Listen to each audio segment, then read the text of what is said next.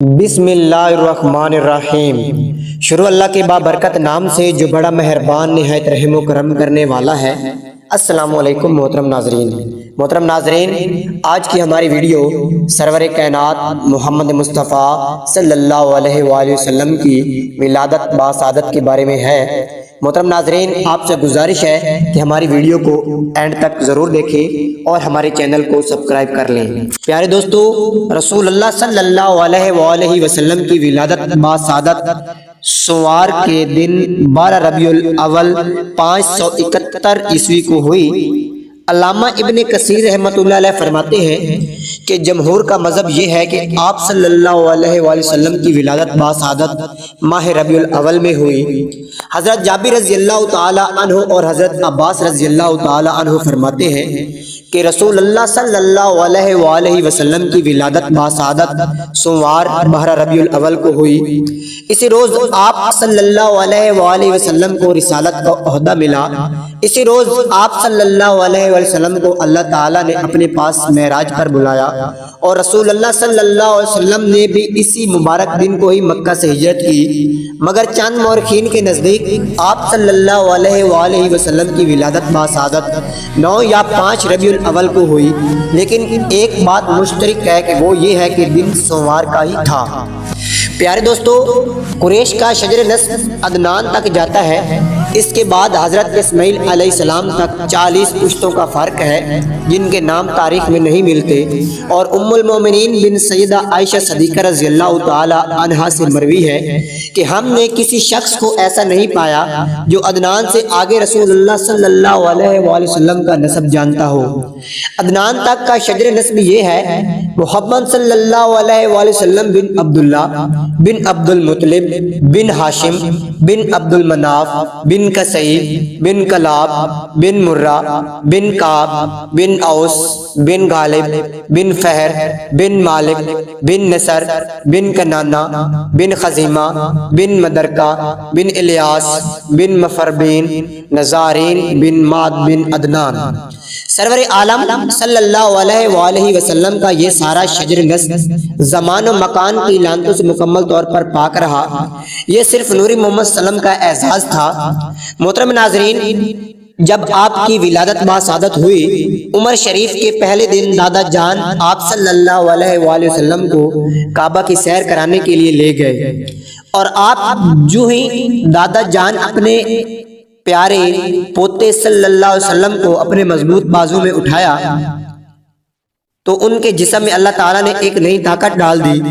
اس کے بعد دادا جان نے رسول اللہ صلی اللہ علیہ وسلم کی پیشانی مبارک پر بوسہ دیا، اور آپ صلی اللہ علیہ وآلہ وسلم کو لے کر حرم کعبہ میں گئے اور اللہ کا شکر ادا کیا جس نے ان کو ان کے بیٹے کی نشانی عطا فرمائی۔ کعبہ کا در کھلوایا گیا اور ننھے مولود کو کعبہ کے اندر لے جایا گیا جو غیر معبودوں سے بھرا ہوا تھا۔ تو دادا جان نے کعبہ میں کھڑے ہوئے یہ اشعار کہے: تمام تعریفیں اس اللہ کے لیے ہیں جس نے مجھے ایک پاکیزہ پوتا عطا فرمایا۔ یہ بچپن ہی میں لڑکوں کا سردار ہے، میں اس کو اللہ کی پناہ میں دیتا ہوں جو اس مضبوط کناروں والے گھر کا مالک ہے، یہاں تک کہ یہ بھرپور جوانی کو پہنچ جائیں اور میں دیکھوں کہ اس کا جسم مضبوط ہو گیا ہے۔ میں اسے ہر دشمن کی دشمنی سے اللہ کی پناہ میں دیتا ہوں، اور ٹھوکریں کھانے والے اندھے اور بوڑھے حاسد کی حسد سے اللہ کی پناہ طلب کرتا ہوں، یہاں تک کہ میں اسے خطیب اور مسیح لسان آور دیکھوں۔ یہ اشعار کہہ کر دادا جان آپ صلی اللہ علیہ وسلم کو لے کر گھر کی طرف روانہ ہوئے۔ آپ صلی اللہ علیہ وآلہ وسلم کو شفا دائی کے حوالے کر دیا۔ دائی نے دادا حضور کو مزید فرمایا کہ باوقت ولادت اس بچے کے ہمراہ کسی قسم کا غلاظت نہیں تھی، بلکہ جب یہ پیدا ہوا تو یہی خوشبو پھیل گئی جس کو اب بھی آپ محسوس کر رہے ہیں۔ یہ معجزہ سن کر دادا جان خوش ہوئے۔ ناظرین، جب دادا جان بچے کو مسعود کو لے کر گھر آ رہے تھے تو سارے راہ حضرت عباس رضی اللہ تعالی عنہ سے ملاقات ہوئی، تو حضرت عبد المطلب ان کو اپنا پوتا دکھاتے ہوئے کہا کہ دیکھو یہ تمہارے بھائی کا بیٹا کتنا خوبصورت ہے۔ حضرت عباس نے خوشی سے بچے مسعود کا منہ چوما اور بہت خوش ہوئے، اور اس دن آپ صلی اللہ علیہ وسلم کو حضرت صوبیہ نے اپنا دودھ پلایا۔ محترم ناظرین، جب آپ علیہ الصلوۃ والسلام کی عمر شریف کا دوسرا دن تھا، آپ کی ولادت کی خوشخبری اہل مکہ کو دی گئی۔ ہر کسی نے اس مسعود بچے کے لیے نیک خواہشات کا اظہار فرمایا۔ ہر کسی نے آپ صلی اللہ علیہ وآلہ وسلم کی ولادت کی خوش خبری کے جواب میں دادا جان کو مبارک بھی دی۔ ہر طرف خوشی کے شادیانے بجائے گئے، اور آج پھر حضرت صوبیہ نے آپ علیہ الصلوۃ والسلام کو اپنا دودھ پلایا۔ ایک یہودی راہب نے آپ صلی اللہ علیہ وآلہ وسلم کی زیارت کی، اور جب اس نے آپ صلی اللہ علیہ وآلہ وسلم کی کمر مبارک دیکھی تو غش کھا کر گر پڑا اور کہنے لگا، اے قریشیو، جشن مناؤ اور اپنی خوش قسمتی پر ناز کرو کہ امت کا رسول تمہاری قوم میں آ گیا ہے اور اب رسالت ہمارے مذہب سے ختم ہوگی۔ محترم ناظرین، جب آپ کی ولادت شریف کا تیسرا دن تھا، تیسرے دن آپ صلی اللہ علیہ وسلم کا نام مبارک رکھنے کے بارے میں سوچا جانے لگا، اس ننھے سردار کا کیا نام رکھا جائے۔ اور اس دن بھی حضرت صوبیہ نے اپنا دودھ آپ صلی اللہ علیہ وآلہ وسلم کو پلایا۔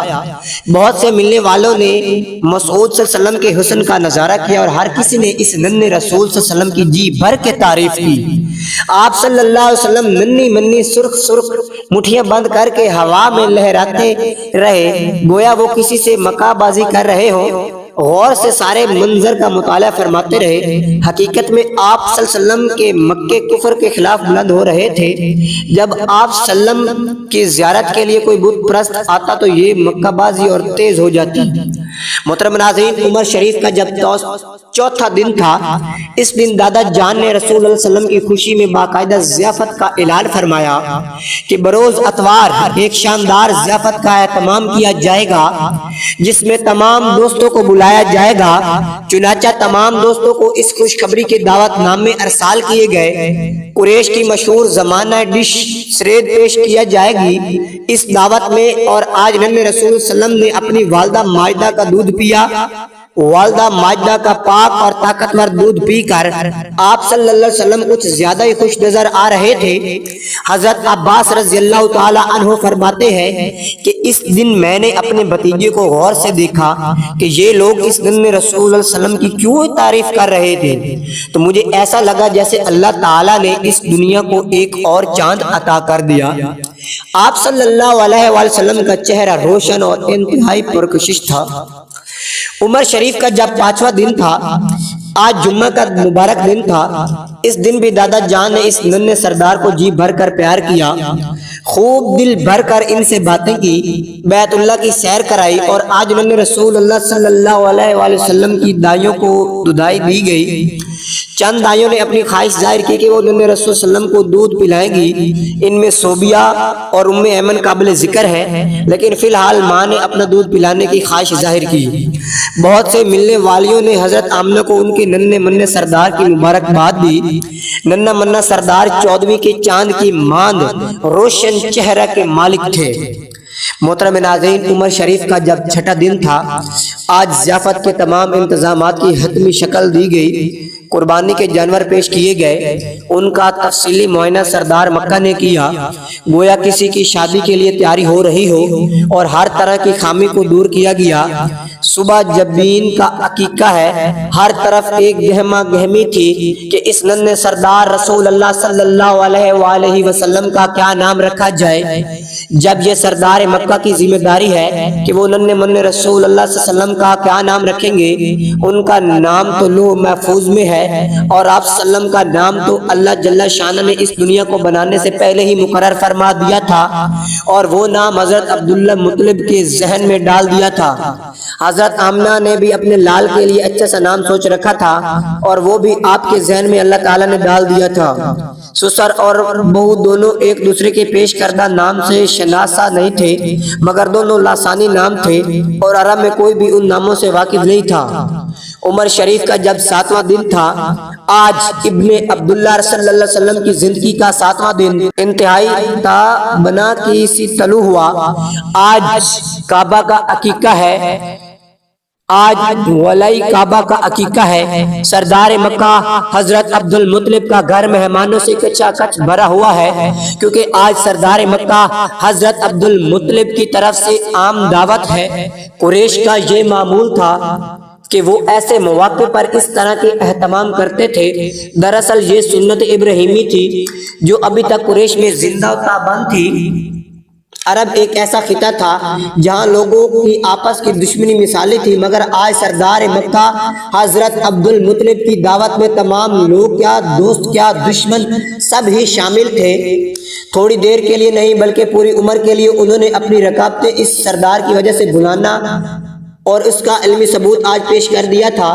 شام کو ہی کئی بکریاں اور کئی اونٹ ذبح کیے گئے تاکہ قریش کی مشہور زمانہ مرغوب دنیا ڈش تیار کی جائے۔ نہایت نفیس روٹی کو بکری یا اونٹ کے گوشت کے شوربے میں بھگو کر تیار کی جانے والی غذا کو سرید کہتے ہیں، اور یہی خوراک آج کے معزز مہمانوں کے لیے دسترخوان کی زینت بنی۔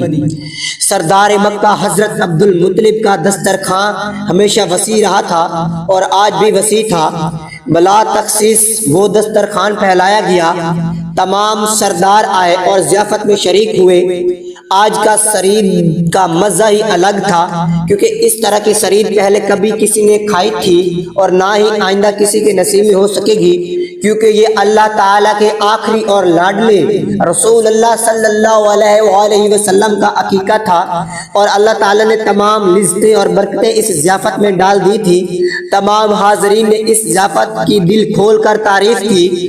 اس ضیافت کی ایک خاص بات یہ تھی کہ اس سے پہلے تمام ضیافتوں میں شراب پیش کی جاتی تھی، مگر اس ضیافت میں آب زمزم پیش کیا گیا، گویا اللہ تعالیٰ نے اپنے لاڈلے رسول اللہ صلی اللہ علیہ وآلہ وسلم کو ہر طرح کی برائی سے پاک رکھا۔